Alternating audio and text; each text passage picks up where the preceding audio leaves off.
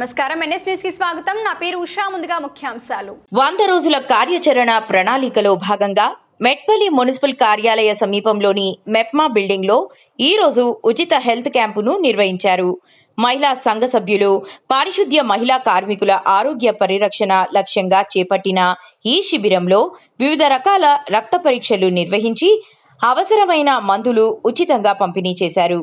ఈ హెల్త్ క్యాంపును municipal commissioner Shri T Mohan గారు స్వయంగా పర్యవేక్షించారు. కార్యక్రమంలో వైద్య సిబ్బంది, మున్సిపల్ అధికారులు, పారిశుద్ధ్య కార్మికులు పాల్గొన్నారు.